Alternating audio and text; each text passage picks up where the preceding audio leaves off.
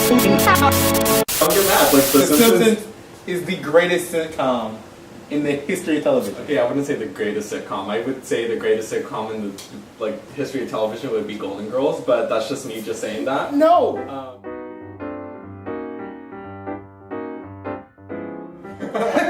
That's not good television. Good television is when you have a family unit living their lives in a situational pound that creates comedy, which makes it the greatest sitcom of all time. But let's just get to this family unit, the ones that don't even do essential things like voting.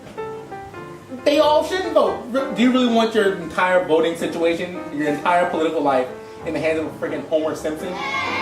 Definitely not, but I mean... Exactly. The stupid people shouldn't be allowed to vote. And I'm not here to argue that the Simpsons aren't completely stupid. But you're just saying that, like, the most, like, a wide variety of people that are, like, everywhere are stupid. Yes, they are.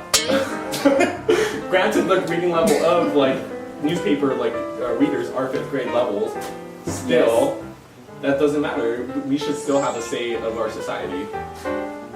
But should you have a say over your society when you don't know what your society is? I mean, we're here, and we're too smart enough people to actually have a debate on what our society should and should not be able to do. A lot of people can't have a debate like this. If you can't have a debate like this, should you be able to decide what society can and cannot do with the vote? What is society? It's just a group of people. The only thing that we should be able to do is just try to make positive change for one another. And how can we do that? We can do it by voting. But if you don't know what you need to change, then how do you know what the positive change is going to be? Well, we can find out what we need to change. They send out sample ballots. They send out like different ballots. They send out information where you can like learn about different laws. You can look up. They have Google. You can Google. So they have YouTube now. I don't know if you tried like. And the people who actually try to inform themselves about what is going on should be allowed to vote. If you don't bring an interest in what's going on, you shouldn't be allowed to vote. It's not really all that hard. Like that. If you're not voting, then why are you complaining? Okay? The reason that we're complaining is because our votes aren't really mattering. Our votes are drowned out by people who are too stupid to realize what's actually going on. But why are they stupid? Because they don't want to know what's going on. You know, if you wanted to know what was going on, you easily could. But you don't think that's like it's not a habitual thing? They didn't vote when they were younger, so now they're not voting when they're older? I think it's totally habitual. But I think that that's something that people can fight, because not like young people don't have access to Google or YouTube or smartphones or all kinds of information is right at our fingertips. We just don't want it. We'd rather sit there and watch the Simpsons marathon, which is gold, by the way. But to be a citizen, like definition of being a citizen is to actually like promoting positive change into our society. But you can't promote positive change in your society if you don't know what you want to change. And you don't know what you want to change if you don't vote. Or if you don't get involved. No, you don't know what you want to change, what needs to be changed, unless you know what's going on. And you don't know what's going on unless you actually want to know what's going on. And if you don't want to know what's going on, then I don't want you picking the people who are going to have to change what's going on. And I don't want you to complain.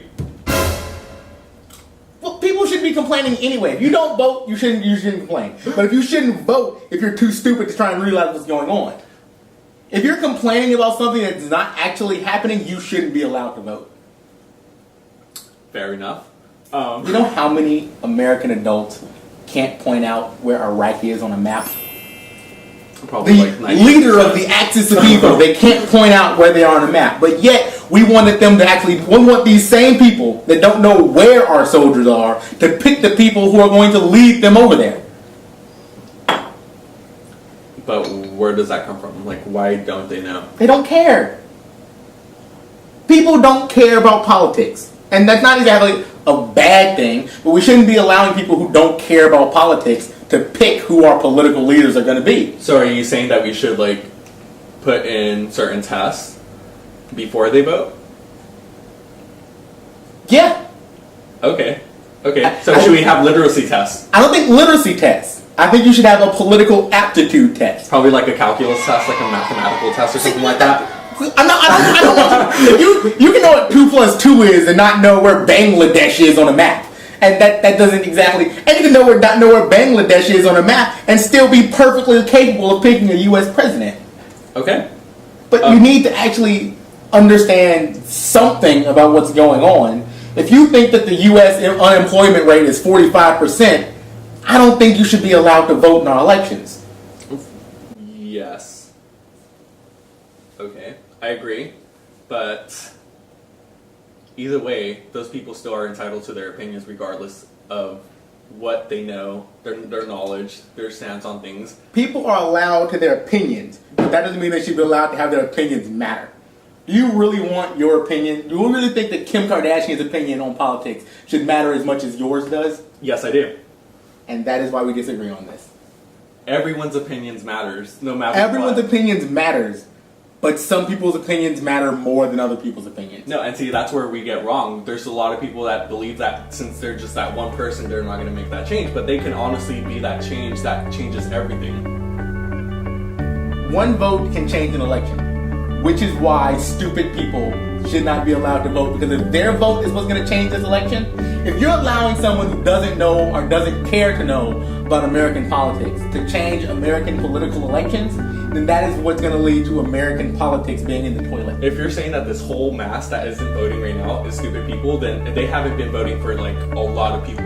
The sad thing is, I don't think it's just not voting. stupid people that are voting. I think a lot of people aren't voting. For self-interest, maybe yes, but I think a lot of people are being disenfranchised to vote, but that's a different story than actually being able to vote. not wanting to vote. I think there are people that want to vote who just... But being able to vote, like that brings up just a whole different scenario. We're able to vote. We're like a free country. We're able to vote. We're able to go get this knowledge no matter what. Like you said, Google, YouTube, no matter what. You can get that knowledge. You can change what you want to see.